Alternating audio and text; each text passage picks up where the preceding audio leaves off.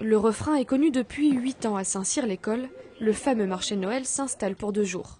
2 jours qui nécessitent un long travail d'organisation. La mairie de la ville s'y attelle jusqu'à 6 mois à l'avance, dont 3 mois de préparation intensive. Une des premières étapes, le choix des commerçants. À Saint-Cyr-l'École, on sélectionne uniquement des professionnels. On cherche à soutenir, je sais que la municipalité voulait vraiment soutenir l'activité économique de la ville. Et donc, si on devait accepter de nombreux particuliers, malheureusement, il y aurait beaucoup trop de concurrence après, peut-être pour les petits artisans ou les jeunes auto-entrepreneurs. Donc c'est vrai qu'on ne sélectionne que les commerçants. Maintenant, il y a aussi beaucoup de commerçants de province qui viennent parce que, bon, aujourd'hui, on n'a pas de producteurs de foie gras à Saint-Cyr, on n'a pas d'éleveurs et de charcutiers sur Saint-Cyr. Donc, non, après, on a beaucoup de commerçants de l'extérieur, mais on sélectionne uniquement les commerçants. Parmi les commerçants de province, justement, les joyaux du Périgord ont été sollicités pour la première fois sur ce marché. Ils regroupent sous leur marque différents producteurs de leur région. Le fromage, il a un goût de noix et ça revient un petit peu pareil. C'est vraiment super bon. Vous allez voir.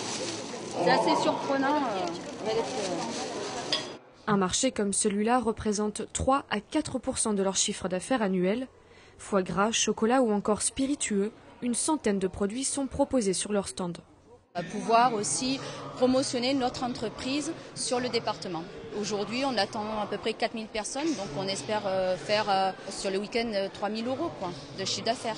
D'autres ne parlent pas de chiffre d'affaires, mais plutôt de fonds récoltés. L'association ESAT-COTRA, basée à Fontenay-le-Fleury, travaille à l'insertion dans la vie sociale et professionnelle des malades psychiques adultes. Comme la trentaine de commerçants présents ce week-end, l'association a loué son emplacement au prix de 10 € le mètre linéaire. On est venu en plus à Saint-Cyr pour permettre tout simplement qu'ils aient une vue que ce qu'ils font peut être vendu et peut être bien vendu. On va récolter un peu de fonds, remis pour les usagers dans ce qu'on appelle une petite cagnotte pour leur séjour, puisqu'on fait un séjour chaque année.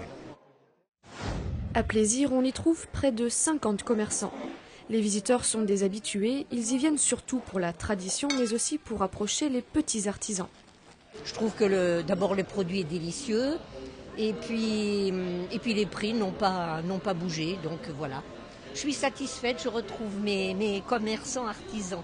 Je pense que c'est intéressant et puis ça permet aussi de faire travailler les petits producteurs et les gros producteurs, l'artisanat. Bon, nous souvent on regarde les petits stands, des bijoux, des petites fantaisies. Des petits cadeaux pour la famille, voilà. Avant cela, passage obligé par l'étape installation et répartition des emplacements la veille du marché. La numéro 15, le rucher du bois et Saint-Apolline. Tout à fait. Jackie Boisseau, apiculteur de Plaisir, s'empresse de s'installer. Il décharge sa 50aine de kilos de miel et sa 40aine de kilos de pain d'épices.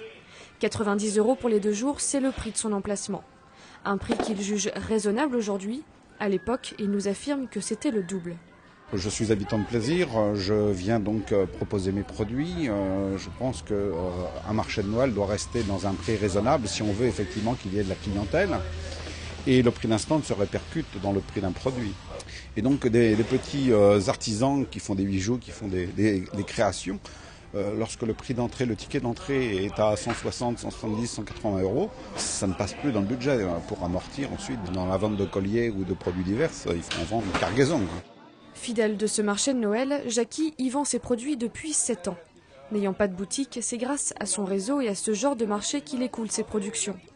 Il ne fait pas de statistiques, mais estime que les ventes ici représentent environ 30% de son marché annuel. À quelques mètres de là, le stand Armor Luxe se prépare. Quelques clients sont venus avant l'heure. Sur le marché, de 9h à 19h. Mais c'est à partir de demain, monsieur. Sinon, il faut aller sur le magasin à Plaisir. Voilà, vous avez la totalité de notre... Ok, merci. Avec plaisir. Depuis le mois de mai, l'enseigne a ouvert une boutique à Plaisir. Ce marché de Noël représente 15 à 20% de leur chiffre d'affaires sur l'année. Pour cette marque de vêtements et d'alimentation bretonne, c'est aussi l'occasion de se faire connaître. On a plus accès au niveau du public, donc ça nous permet de vendre beaucoup plus. Pour un stand de 9 mètres de long, le magasin paye 247 € pour les 2 jours. Juste en face, nous retrouvons le vigneron Paul Garzaro.